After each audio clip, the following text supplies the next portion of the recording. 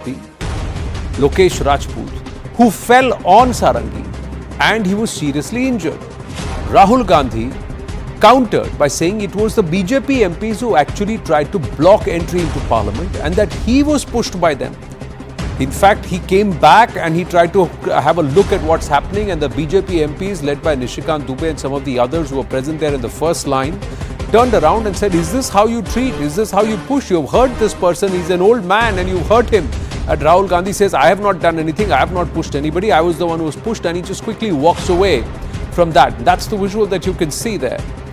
There was an agreement that there was a scuffle. There was a push and pull. Dhakka mukki hui is something that even Rahul Gandhi accepted. Who pushed?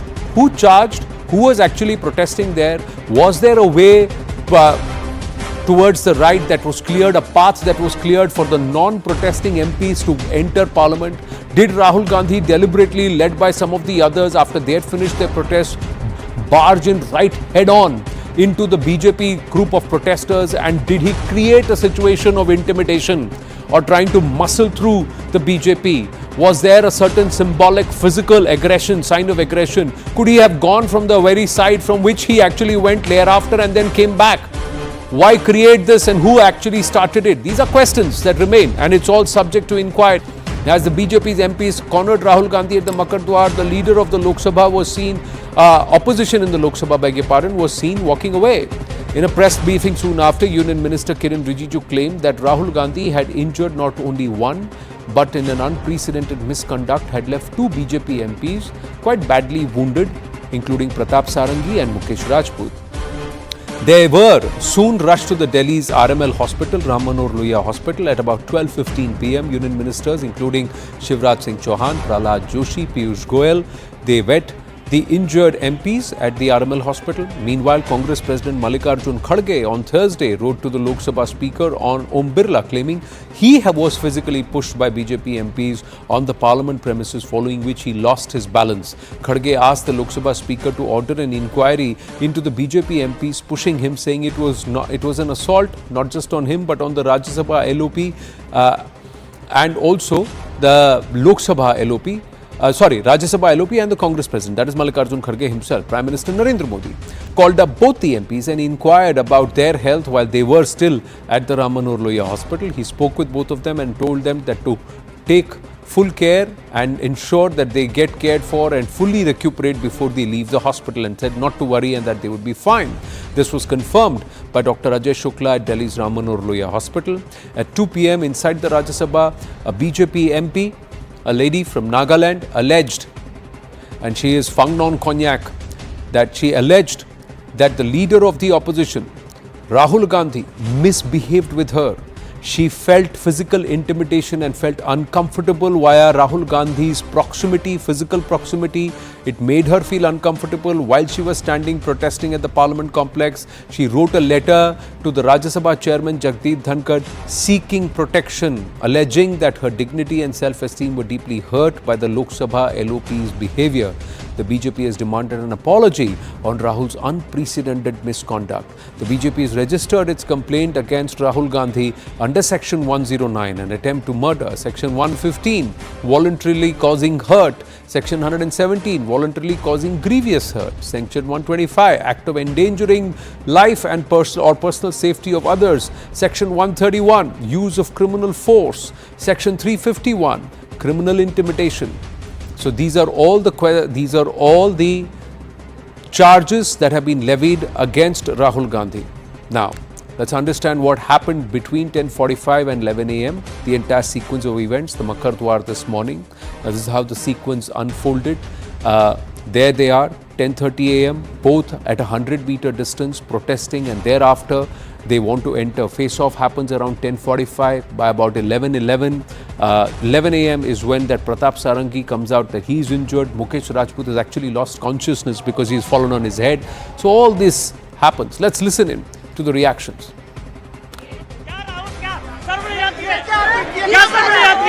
गुंडागर्दी करते हो, बूढ़े को गिरा दिया जाता है। इतना कौन सा? He has pushed me. इतना कौन सा? इन्होंने धकेला He मुझे. has not pushed you. He has not pushed you. गुंडागर्दी करते हो. क्या राहुल क्या सर्वनियत है? क्या सर्वनियत है? गुंडागर्दी करते हो. बूढ़े को गिरा दिया जाता है. इतना कौन सा? He has pushed me. इतना कौन सा? इन्होंने धकेला मुझे. He has not pushed you. He has not pushed you. गुंडागर्दी करते हो. क्या राहुल क्या सर्वनियत है? क्या सर्वनियत है? गुंडागर्दी करते हो. बूढ़े को गिरा दिया जाता है. इतना कौन सा? He has pushed me. इतना कौन सा? इन्होंने धकेला मुझे. He has not pushed you. He has not pushed you. गुंडागर्दी करते हो. क्या राहुल क्या सर्वनियत है? क्या सर्वनियत है? गुंडागर्दी करते हो. बूढ़े को गिरा दिया जाता है. इतना कौन सा? He has pushed me. इतना कौन सा? इन्होंने धकेला He मुझे. has not pushed you. He has not pushed you. गुंडागर्दी करते हो. आपको किसने धक्का मारा? राहुल गांधी ने. राहुल गांधी ने धक्का मारा. राहुल गांधी. कैमरा में होगा. ये पार्लियामेंट की एंट्रेंस है. इसमें मैं अंदर जाने की कोशिश कर रहा था तो बीजेपी के एमपी जो थे वो मुझे ऐसे रोकने की कोशिश कर रहे थे, धकेल रहे थे और मुझे धमका रहे थे, तो वो हुआ है. श्रीमान राहुल गांधी जी का जो व्यवहार के लिए पूरा कांग्रेस सदस्य इस सदन से माफी मांगे, देश से भी माफी मांगे. ये संसद कोई कुश्ती का अखाड़ा नहीं है. Leader of opposition of the Lok Sabha, Shri Rahul Gandhi ji, came in very close proximity of me, and I really feel uncomfortable. And he started shouting at me, which I felt is very unbecoming of a leader of opposition. अब सिर्फ अमित शाह जी की खाल बचाने के लिए ये अब इन्होंने साजिश शुरू की है कि भैया ने किसी को धक्का मारा. ये वो मेरी आंखों के सामने आप सब ने देखा होगा, खड़गे जी को धक्का मार के जमीन पे गिराया. पहलवान जाएं, गुंडे जाएं, उठा के पटक के फेंकने वाले जाएं, किस दिशा में कांग्रेस लोकतंत्र को ले जा रही? केवल अशोभनीय नहीं है, केवल निंदनीय नहीं है, शर्मनाक है. और मेरा सिर तो शर्म से झुक गया. We try and go across to Sanjay Jha, leader of the Congress party, and Rohan Gupta of the BJP should be joining us. It's just the two of them. So namaste, Sanjay Jha ji. Nice to see you, Anand. We're waiting for Rohan Gupta, but when you look at the pictures, when you look at the sequence of events, now there is a lot of blame game. He said, she said, who said. But overall, do you feel that this could have been avoided? This was avoidable? Anand, listen, you're part of media. You've been watching what has been going on. I think it's just a travesty of Indian democracy.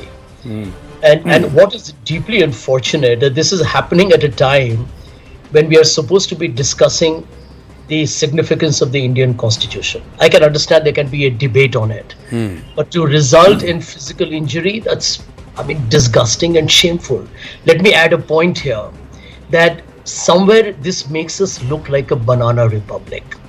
And I think, although I mean I have clear political views, Mr. Modi's government has a lot to explain for. You know, I have watched this since afternoon and have one observation.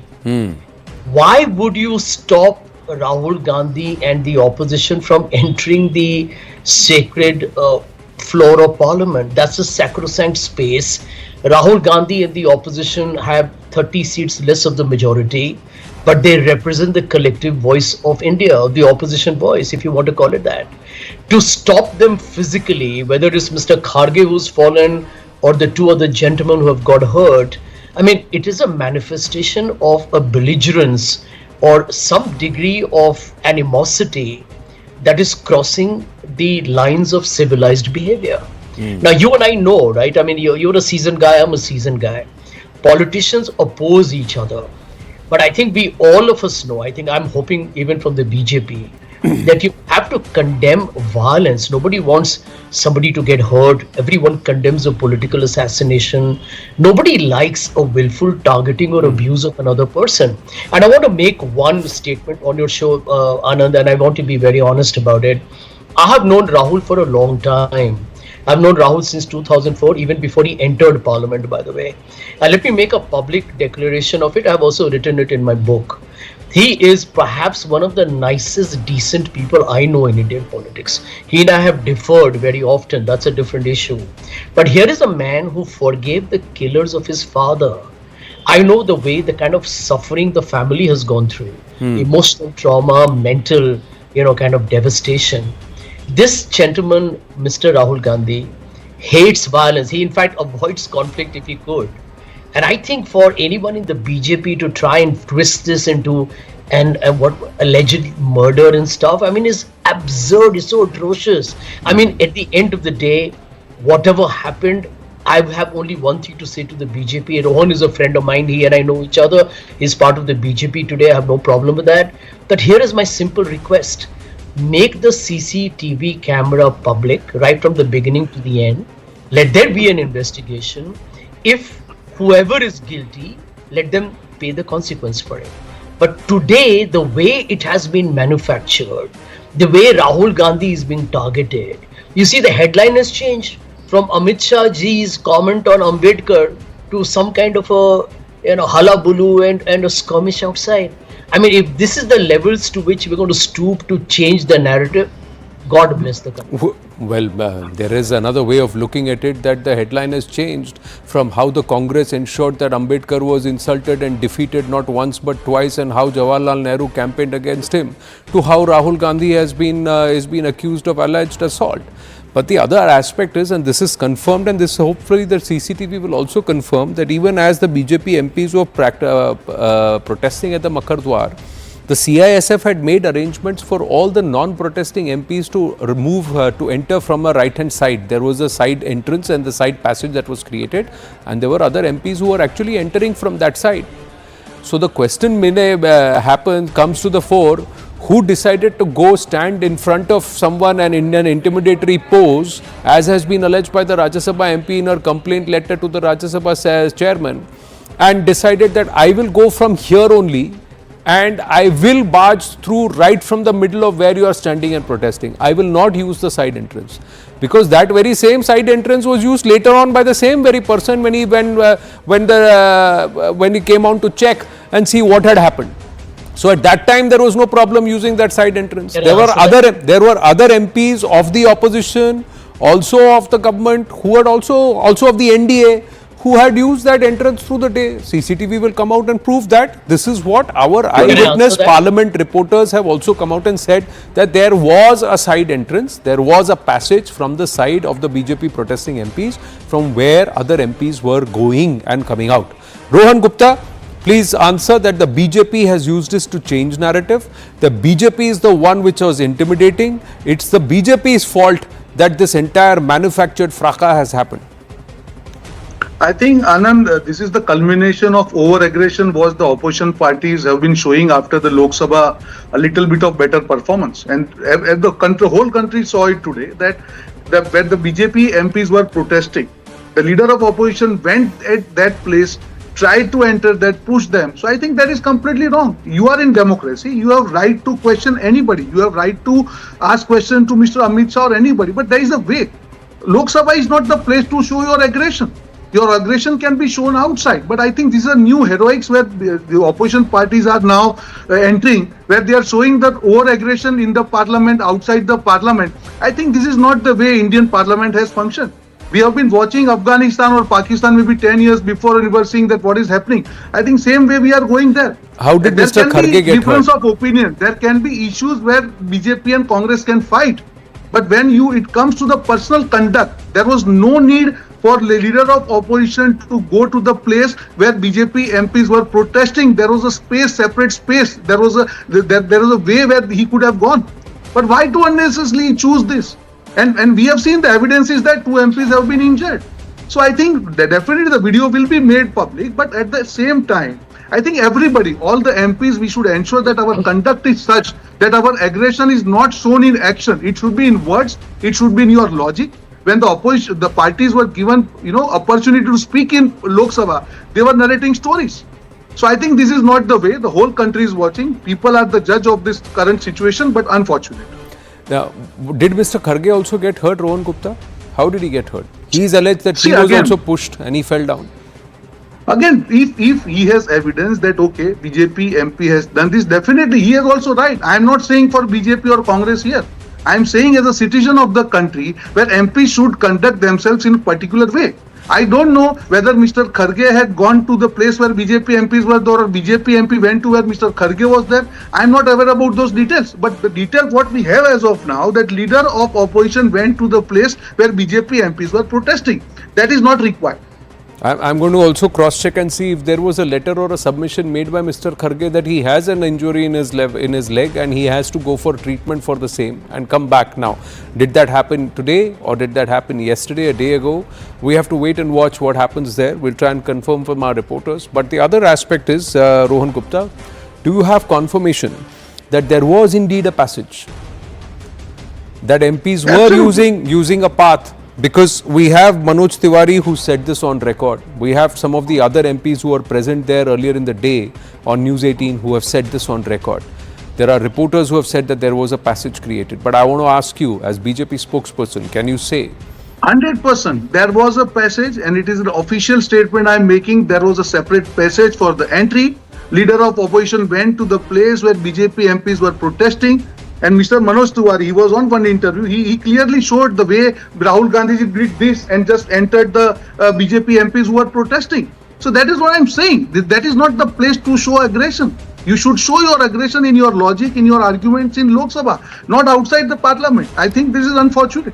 And as Sanjay is good friend, definitely the details should come out, and at the end of the day, whoever is responsible should be punished, whoever it is, whether it is leader of opposition or any senior person. But this conduct is not appreciated as far as Indian democracy. Let me ask this question. Mr. Rahul Gandhi is trained in Aikido and the Congress itself put it out. So it's not that he doesn't know a thing or two about physical contact and also harming somebody or doing that. He may by choice be a pacifist or decides to avoid conflict. That's one aspect. But push comes to shove, he can push and shove. So that's how it is. But the other aspect is, Sanjay Jha, if indeed the visuals show that, because that's what the security authorities have said and the pictures which are available so far say that the Congress was protesting at one part, the BJP was protesting at another part, or let's say the INDIA alliance was protesting at one part and the NDA was protesting. And then these Congress protesting people along with Rahul Gandhi marched on. They came to that particular point. How is it that only at that point, at that Dwar entry, did the Congress guys and the BJP guys come face to face when there was a separate place for MPs to go through? Now, if you know that there is a separate way, there is a way for somebody to enter, somebody standing and protesting. Let's say you are standing and protesting. I know there is a way beside you that I can go in, but I decide to come and stand in front of you, stand like this and push through and say, I'm going to go. You can't stop me because this is the entry. Is that right? Is that right or wrong? Well, I'm saying if it happened. Is that right or wrong? I'll tell you the problem. And I'm sitting in Bombay, so I have to rely a lot on what I've seen on various television shows. Here is my simple answer. Why would anybody protesting stop people from walking legitimately inside Parliament through the doors through which they have done a million times? Here is the question. Does the BJP MPs, does the NDA government have the right tomorrow to say, we will protest and we will sit on the steps and we will not let you enter through this door, you have to use that door? That is a form of intimidation. This is not just psychological threat, this is physical intimidation. And I can tell you, I actually believe that the opposition should actually make a statement to say that you cannot frighten us by giving us this kind of a public threat. But Sanjay ji, itne din to INDIA wale Makar Dwar pe khade hue the. They were standing there, and the other MPs were using the side entrance. So are you trying to say that the INDIA alliance guys who were standing there and said no, you'll have to go the side, they were also intimidating? No, they were also trying to say bulldoze and say no, you will not go through this entry, you have to go from that side. So INDIA kare to sahi, NDA kare to galat. That logic doesn't work, bro. I understand the reason, right? The NDA has bigger numbers. Simple. No. They can get it bigger numbers. That's not the logic, Sanjay ji. Based on what you just now said, all these days through the winter session of Parliament, if the INDIA was standing at the Makar Dwar and it was blocking that entry, and all other MPs, including the government MPs, were going, NDA MPs were using the side entrance, at that time there is no confrontation. One day the NDA guys are standing there and there is confrontation, scuffle and pushing, shoving, and you're You have saying to it's ask the that of NDA's fault. NDA. Anand, you have to ask I that credit of you. the I NDA. credit In you. fact- I in credit fact, you. I think I that's credit you with the ability to argue, Anand, the Anand, ability just to let me debate, finish. but I also credit you with a huge amount of intelligence. You are you आप जान के भी अनजान बन रहे हैं, or you are trying to say, okay, let me give the argument a different color. Either way, sir, if I were to do the same thing to you, it is wrong. But you do the same thing to me, it is right. That doesn't work. So Anand, it's wrong. Anand, So my if it's wrong, it's simple wrong both answer- ways. If it's right, it's right both ways. But Anand, my simple answer to that is that when the India alliance is protesting, they are not breathing down people's necks. They are not coming in physical proximity and trying to But- threaten or intimidate. There's a Okay, difference. between the two. again, I'm saying, Rohan Gupta, did the NDA guys walk up to the INDIA guys today, or was it the other way around? I mean, who was So that's provoking what I whom? am saying. Rohan. Who was provoking whom? Anand, what is the provoking? If I am protesting at my place and somebody comes at my place, is it a provoking so that the muscle power will be used? What is provoking? You are shouting against each other. You are raising slogans against each other. If that is provoking, every day you will see fight inside the parliament. Point is not that, Sanjay. Point is unnecessary aggression by anybody inside parliament is not appreciated. That is what we saw today. Maybe it might not be intentional, but at the end of the day, that conduct was not as per the standards of parliament. That is what I'm saying. Rohan Gupta, if you are standing at a place and I stand in front of you right in physical proximity and say, get out of this place because I want to walk through here, am I being intimidated or not? Or are you the one blocking my way? So that's what I'm saying. If I'm standing at my place and protesting, and somebody else comes at my place and tells me, you please go side, I want to go inside. So you now have to decide who is intimidating whom. That's what I'm saying. When there was a peaceful protest which was happening, there was a passage from where the MPs could go inside. What was the need to go there and unnecessarily create this ruckus? And then again you are blaming BJP MPs. They never went to Mr. Rahul Gandhi where he was standing and protesting or maybe tried to intimidate them. I think that is the whole problem. But I'll tell you what, somebody can stand in front of you without touching you. Absolutely. Who made the first physical contact? Will the Again, video evidence show that?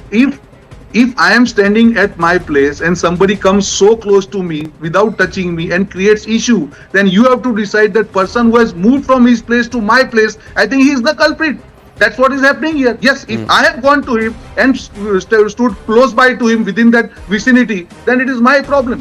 See, Anand, overall the picture is what? The aggression which is there. Again, I am coming to the core point. You can definitely have difference of opinion. You can differ with the people. You can fight with the people in words. But this is not required. Everybody in democracy has right to protest, whether it is BJP MPs, Congress MPs, they have their own separate places. There was no need to go to the places where they were protesting. That is the basic point I'm saying. Right. Thank you, gentlemen. We got a lot of commercial breaks ahead of the festive season, so I'm compelled to cut this conversation short and dive into a quick break. When we come back, we get you the latest from Sambal, where the sitting MP has been raided for not paying the electricity tariffs or Bijli Chori, even as we are witnessing Sanatan making a return to Sambal after nearly 5 decades. Stay with us.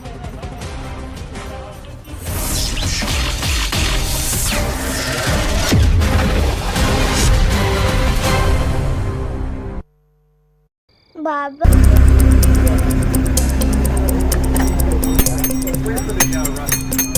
इतने कम से कम passenger होते हैं, उसमें foreigner भी होते हैं, बोलना foreigner की भी जान का धोखा है, तो ये सब तो बोल सकते हैं, ठीक है, म्यूट करके मेरी आवाज़, क्योंकि ऐसे फॉरनर लोग भी ये देखते हैं, ठीक है, उनके बच्चे लोग भी ये देखते हैं, तो बोल सकते हैं, ठीक है, अभी इतने सारे लोग होते हैं.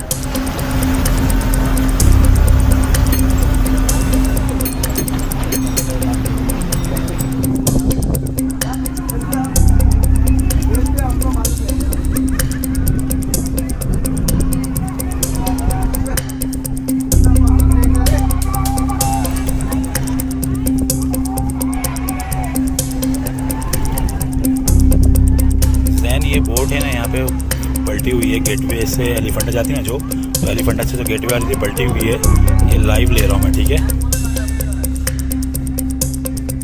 सब ठीक खैरियत भैया सब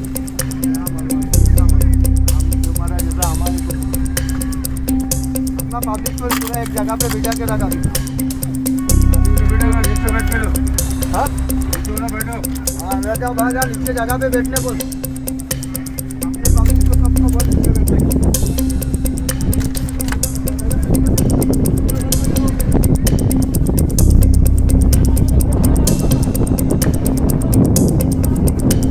बॉडी भी मिला है क्या?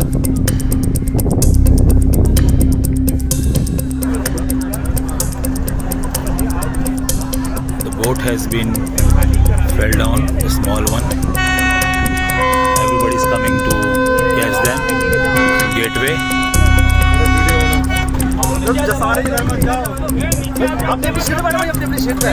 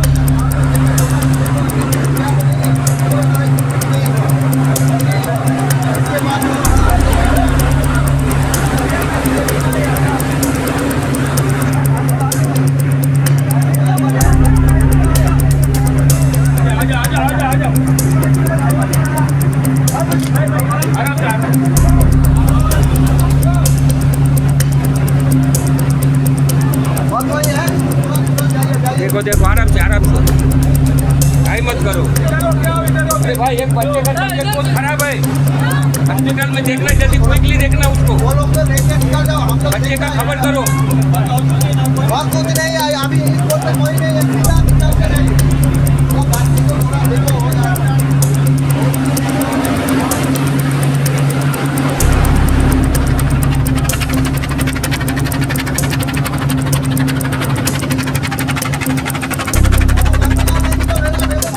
बच्चे के साथ जो है उनसे कोऑर्डिनेट करो, उनको बताओ, उनको बताओ। अभी कोई नहीं है,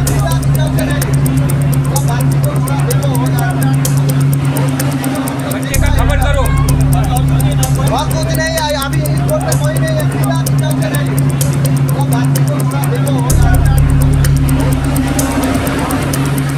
इस एक्सीडेंट में तकरीबन 101 लोगों को सुरक्षित बचा लिया गया है, किंतु 13 लोगों की मृत्यु इसमें हुई है। शाम 7:30 बजे तक की ये जानकारी है।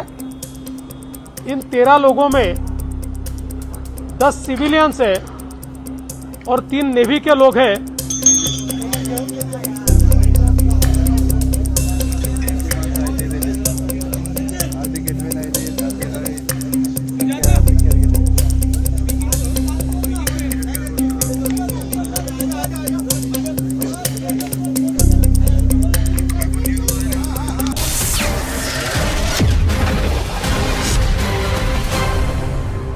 Back live with more developments. We've got update that Union Ministers Piyush Goyal, Kiran Rijiju and Arjun Ram Meghwal have just arrived at the Union Home Ministry. This is soon after what's happened at the Parliament, the dhakka mukki or the scuffle that happened earlier in the day, the pushing and shoving in which 2 BJP MPs have gotten injured. We'll try and go across to Payal Mehta for more details in a bit.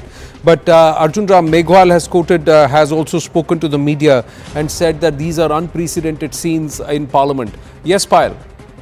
You know, what has panned out this morning, Anand, has been extremely shameful, not just, for the parliamentarians who've been there, but for people who've been covering Parliament for a very, very long time like us, and these are unprecedented scenes. So after which, obviously, we've seen a series of things take place.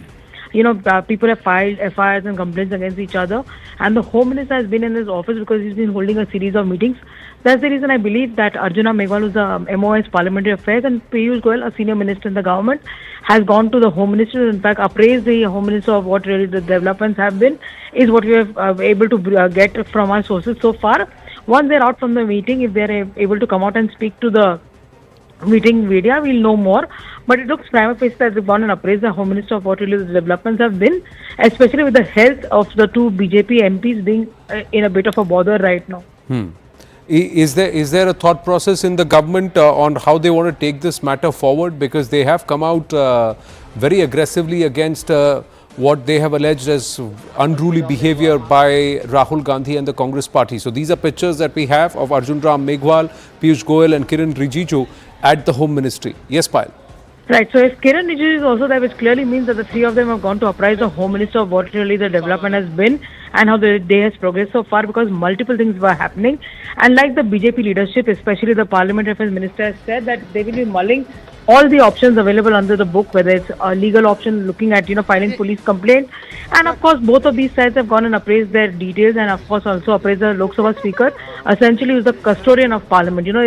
The Parliament comes under the Speaker, he's the final authority on that. So all these details have been apprised by these leaders to the Home Minister, is what we're given to understand, and that's the reason they've come to the Home Ministry, because the Home Minister was holding a series of meetings, including the review meeting of Jammu and Kashmir. You saw participation of Omar Abdullah and the others over there. So he's been camped in his party office, in his ministry, since late afternoon today. Well, the visuals show Piyush Goyal and Arjun Ram Meghwal entering the Home Ministry. The report suggests that even Kiran Rijiju is present there. We'll get you more updates and we'll go across to them as if they do come out and speak with the waiting media. Payal Mehta is right there outside the Home Ministry. Short break. We'll be right back.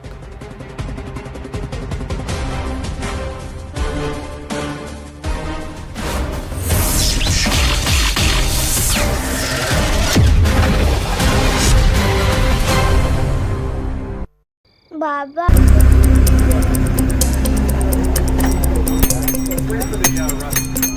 इतने कम से कम passenger होते हैं, उसमें foreigner भी होते हैं, बोलना foreigner की भी जान का धोखा है, तो ये सब तो बोल सकते हैं, ठीक है, म्यूट करके मेरी आवाज़, क्योंकि ऐसे फॉरेनर लोग भी ये देखते हैं, क्योंकि उनके बच्चे लोग भी ये देखते हैं, तो बोल सकते हैं, ठीक है, अभी इतने सारे लोग होते हैं.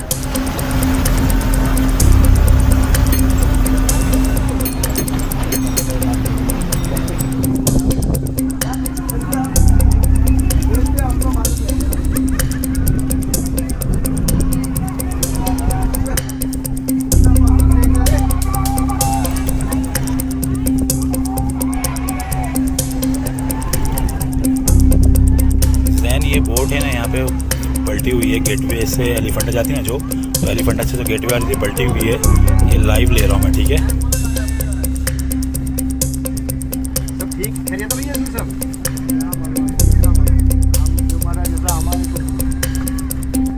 अपना पब्लिक को पूरा एक जगह पे बिठा के रखा. हाँ बैठ जाओ, बाहर जाओ, नीचे जगह पे बैठने को.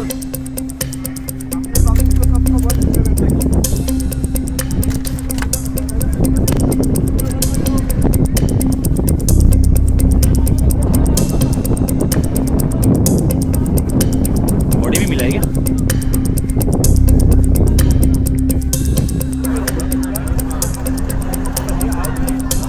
The boat has been fell down, a small one. Everybody is coming to catch them. Gateway. अपने अपनी सीट बैठो, अपनी अपनी सीट पे.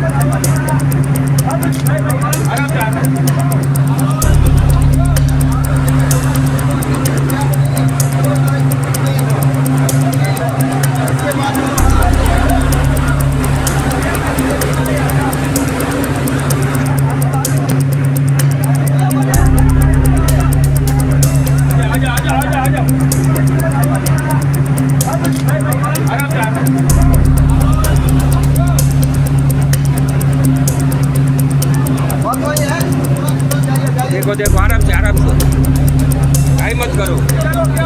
अरे भाई एक बच्चे का तबीयत बहुत खराब है, हॉस्पिटल में देखना, जल्दी क्विकली देखना उसको। बच्चे का खबर करो। कुछ नहीं है अभी इस कोर्ट में कोई नहीं है।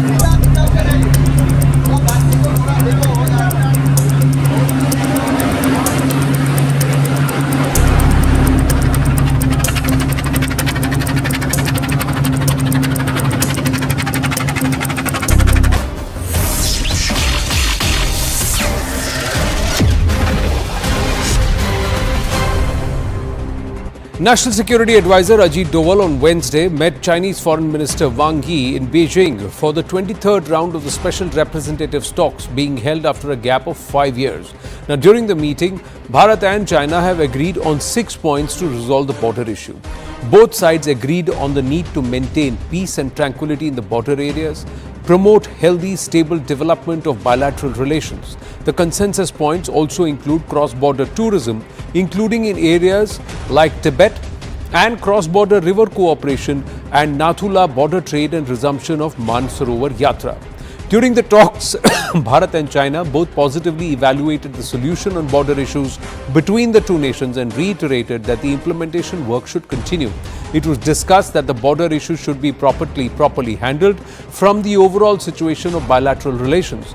The two sides in the meeting reaffirmed their commitment to continue seeking a fair, reasonable and mutually acceptable package solution to the boundary issue, in accordance with the political guidelines agreed upon by the special representatives of the two nations on resolving the boundary issue in 2005 and to take positive measures to promote this process.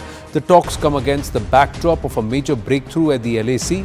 Currently, both sides are conducting patrols twice each week in the areas of Demchok and Depsang. Now, this patrolling was allowed after the 21st October deal that only provided authorized access to the Indian Army but also resumed grazing by Indians in the areas. However, a decision on the moratorium on patrolling in the buffer zones is yet to be reached between the two nations. Joining us, Andrew K.P. Leung, China strategist, and Professor Brahma Chelani, strategic affairs expert with us. My namaste and Jai Hind, gentlemen. Thank you very, very much. Good evening. Greetings, festive greetings too. Compliments of the season in advance. But is this festive cheer, Professor Brahma Chelani? Or should we be cautious? How is it different from what we were discussing 5 years ago? The main issue between China and India is the fact that there are large numbers of rival troops massed along the frontier. There are up to 120,000 Chinese troops that are massed along the India frontier from the western sector to the eastern sector.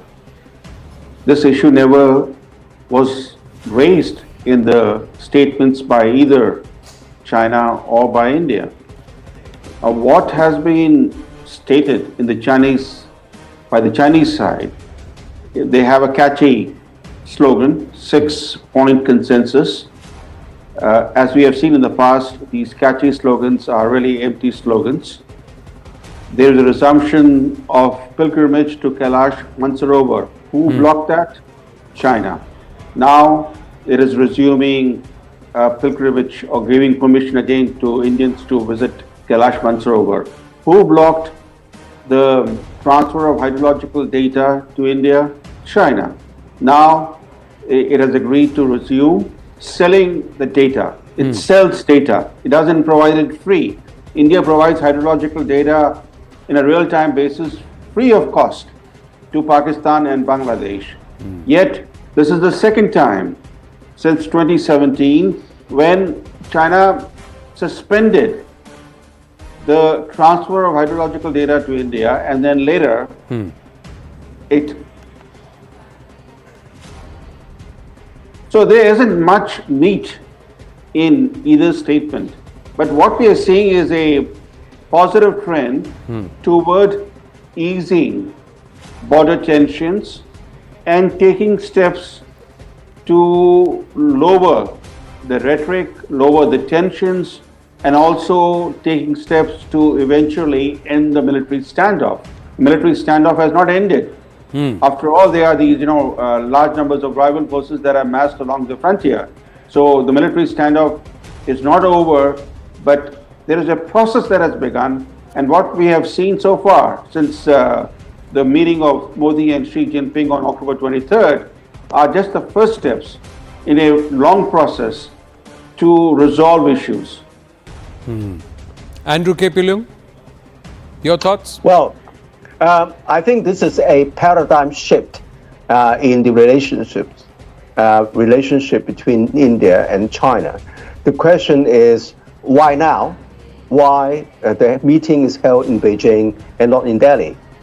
Now, I think this suggests that this is clearly an Indian initiative to go all the way to Beijing to get this sorted out. And the question is why? Why now? I think that this is largely affected by the Trump return to the White House.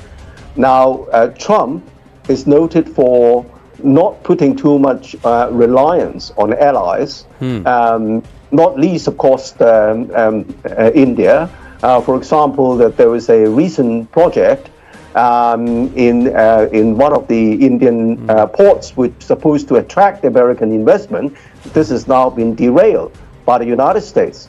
But I think that Trump, not only towards India, but towards his European allies and other allies, he's basically putting a great deal of emphasis on American itself.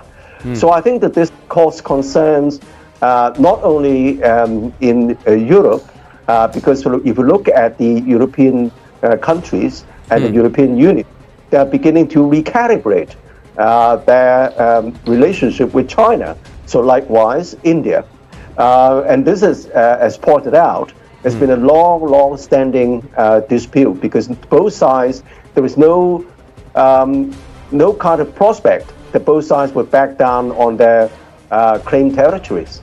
So this is, I think that the reality dawns on both leaders that the only thing is that both sides would manage the differences and to seek areas for cooperation so as to cool down the relationship and to build a win-win kind of agreements. Well, that's what's happening, I think. Right. Pramachalani ji, the India has made the overture because Trump is going to come to power. Agree, disagree? The Chinese are trying to show it again that it is India that's looking vulnerable and it's gone all the way to Beijing to smooth things out because we need to smoothen things out more than the Chinese do. There is no linkage with Trump. Trump and Modi are good friends. Trump's first term represented the halcyon days of US-India relations. So his return to office is good news for India. What we are seeing is a climb down by President Xi Jinping. After all, how did the border crisis arise? It arose from furtive Chinese encroachments on key borderlands of India's Ladakh region. That's how the crisis began. Now, the Chinese have made some concessions, important concessions, which is what has led to this new process being initiated. So it's a Chinese-driven initiative to reduce tensions with India because China, as we know, is facing an increasing Western pushback against its neo-imperial ambitions. China's economy is perceptibly slowing, and China is running into long-term structural constraints, including a demographic crisis, a loss of confidence in its economic prospects. All this is having a bearing on the ambitions of Xi Jinping and the Chinese Communist Party. Andrew Kepilam? Well, I don't. If it is China who really wants this, China should have been invited to have the meeting in Delhi. That's clearly, but of course China doesn't want to continue this confrontation. In fact, both sides stick firmly to their claimed territories, and that's why the line of actual control has been remaining in dispute. I think that the least China wants is to have a fractious relationship with India. But of course, India, both sides would not back down, and then there is only one way each side's confrontation is allowed to carry on without any end game in sight.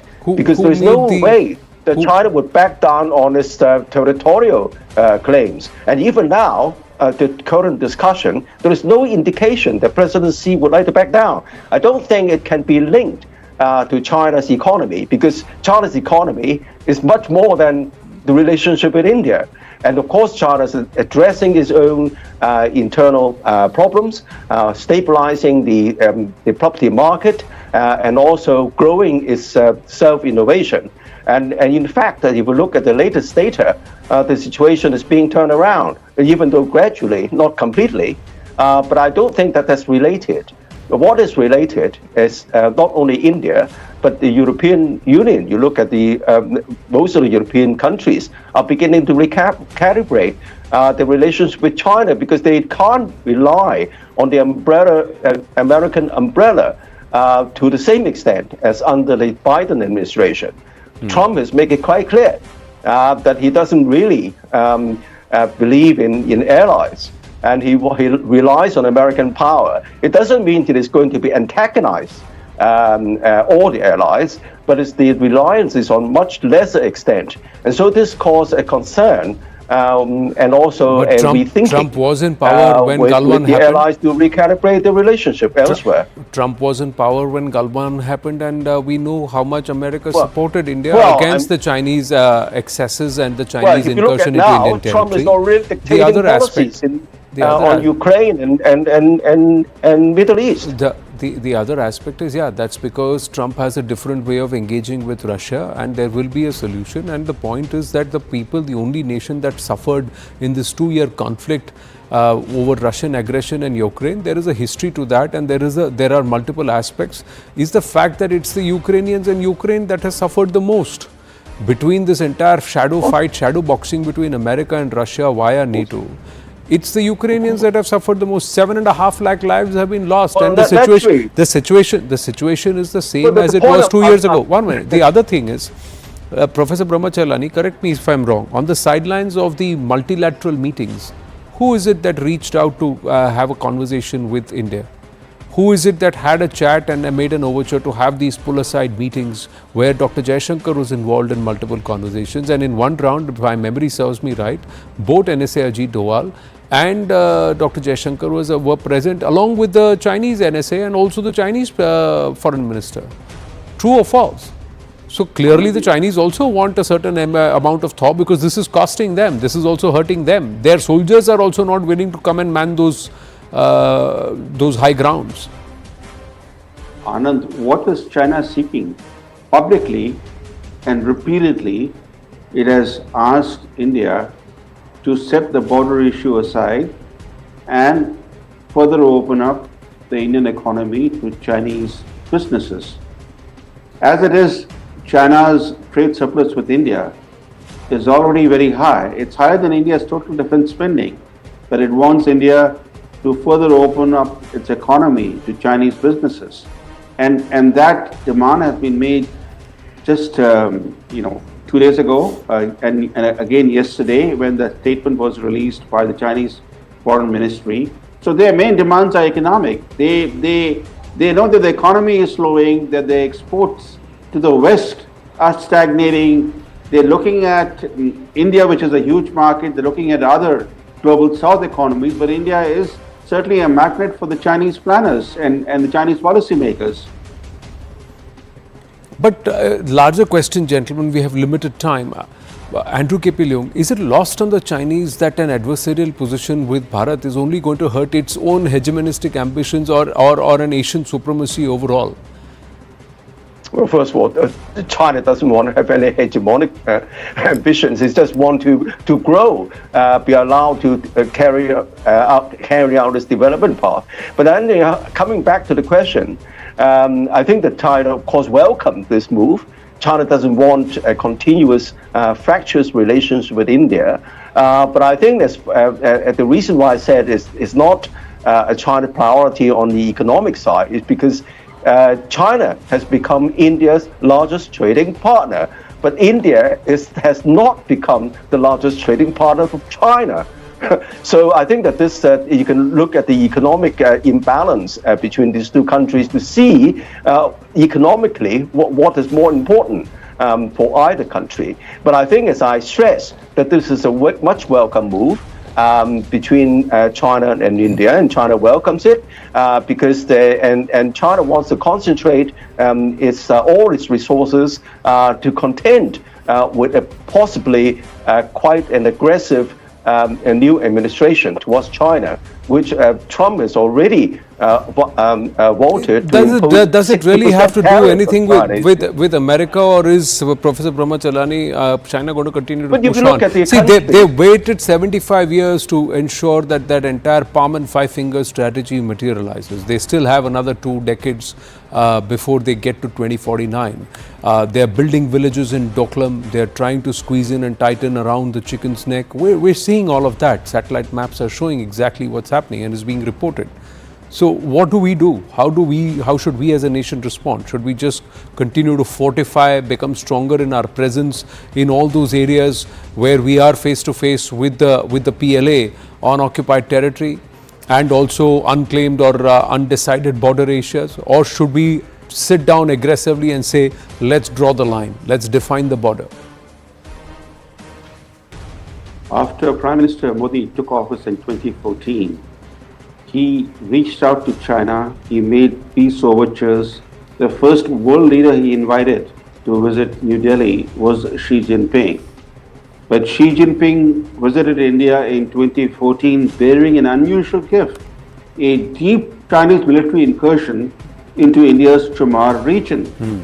This was followed by a bigger military confrontation in 2017 on the Doklam Plateau, which China slowly captured, almost entirely, is now under Chinese control.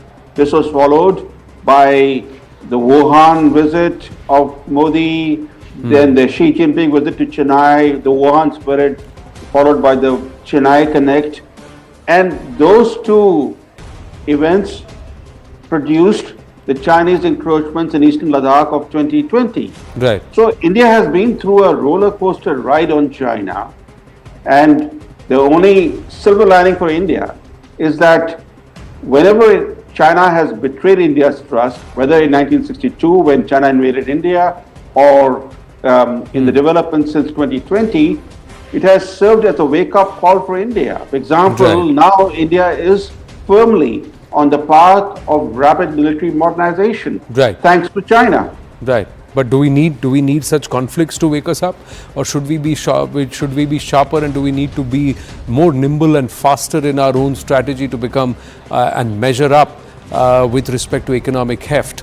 Gentlemen, thank you. Always a pleasure speaking with you. I've run out of time. We're going to wind up this edition of The Right Stand on that note. Short break. Brass tacks follows.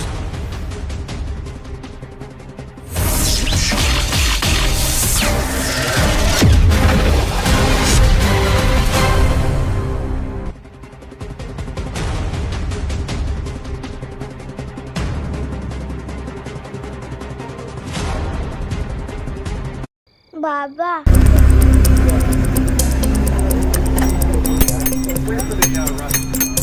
इतने कम से कम passenger होते हैं, उसमें foreigner भी होते हैं, बोलना foreigner की भी जान का धोखा है, तो ये सब तो बोल सकते हैं, ठीक है, म्यूट करके मेरी आवाज़, क्योंकि ऐसे फॉरेनर लोग भी ये देखते हैं, क्योंकि उनके बच्चे लोग भी ये देखते हैं, तो बोल सकते हैं, ठीक है, अभी इतने सारे लोग होते हैं।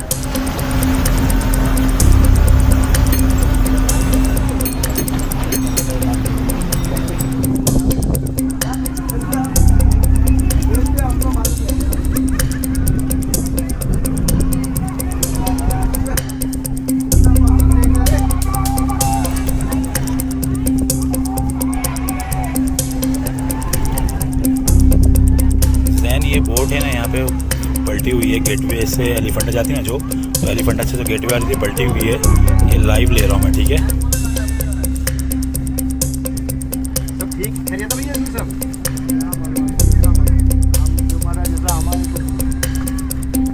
अपना पब्लिक को पूरा एक जगह पे बिठा के रखा हाँ बैठो, हाँ मैं जाओ बाहर जाओ, नीचे जगह पे बैठने को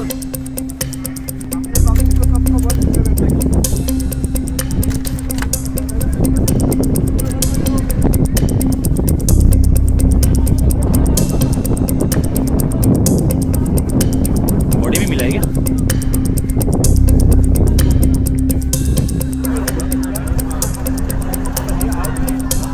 The boat has been fell down, a small one. Everybody is coming to catch them. Gateway.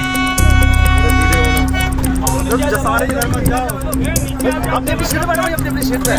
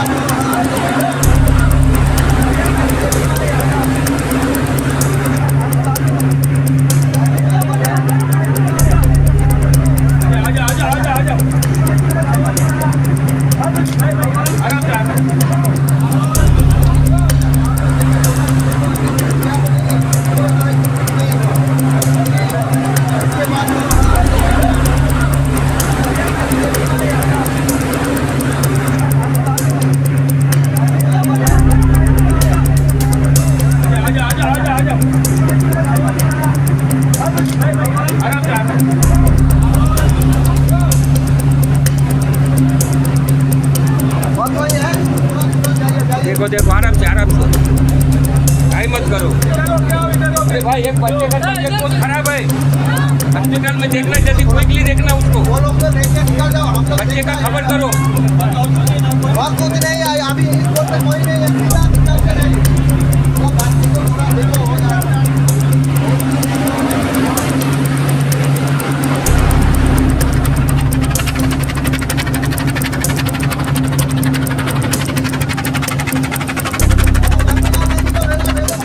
बच्चे के साथ जो है उनसे कोऑर्डिनेट करो, उनको बताओ, उनको बताओ। अभी इस कोर्ट में कोई नहीं है।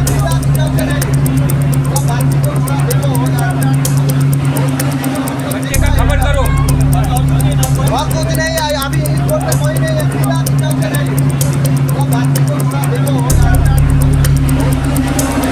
Presents CNN News 18 Primetime Studio.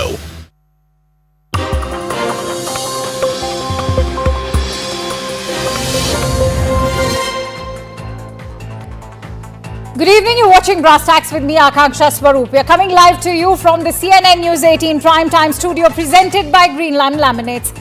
India's democracy has been put to shame because today the parliament, which is the heart of democracy, witnessed unprecedented scenes of violence. Two BJP MPs, Pratap Sarangi and Mukesh Rajput, suffered head injuries in a face-off between the opposition and NDA members at the Makar Dwar of the parliament. The BJP has accused Rahul Gandhi of pushing senior party members, while the Congress leader has denied the charge. He claims that BJP members were blocking the entrance as he attempted to enter the parliament, and that he had been blocked by other MPs. The Congress has called it a farcical drama, criticizing the BJP's Save Ambedkar Virodhi Amit Shah mission.